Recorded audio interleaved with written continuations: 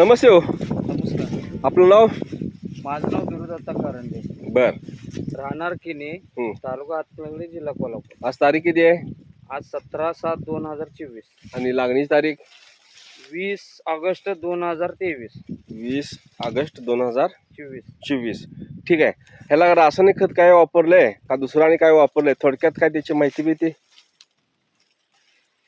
लागण केल्यानंतर ऊन आल्यावर हम्म, आम्ही 24 एक लागवडीचं पोतं टाकलं होतं. हम्म, हम्म, त्याच्यानंतर ऊस बोंडा सोडून वर आला हम्म. तर 2 पोती 10-26 टाकून भरणी केली.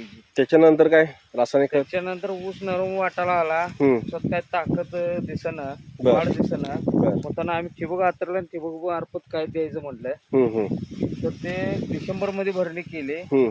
आणि साहेब तुमचं जानेवारीमध्ये मार्गदर्शन मिळालं आम्हाला. बर, ठीक आहे. जानेवारीत मार्गदर्शन घेतलं, आम्हाला दिला तरी पण आम्ही वापरलं नाही.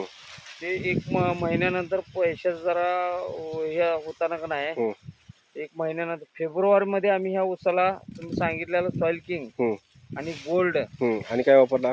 हे डोस पहिला दिला आम्ही. आणि ते कल्चर एक दिला तुम्ही, कल्चर बॅरल मध्ये तयार केलं. ते एक 10-15 दिवसानं आम्ही एक 100 लिटर सोडलं. बर, ठीक आहे.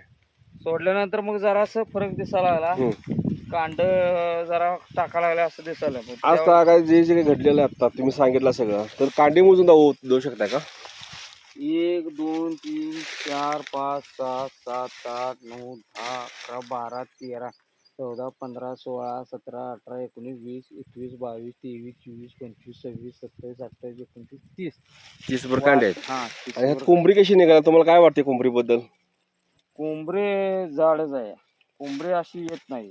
आता मग तुम्हाला नेमकं आता हे विनस विंडो लाईफ ह्या कंपनीबद्दल तुम्हाला प्रोडक्ट हातात आल्यापासून, तुम्ही उसाल टेक्निकल दिल्यापासून तुम्हाला तुमच्या जीवनामध्ये आणि आतामध्ये काय बदल दिसते का? बदल आहे साहेब. काय बदल आहे?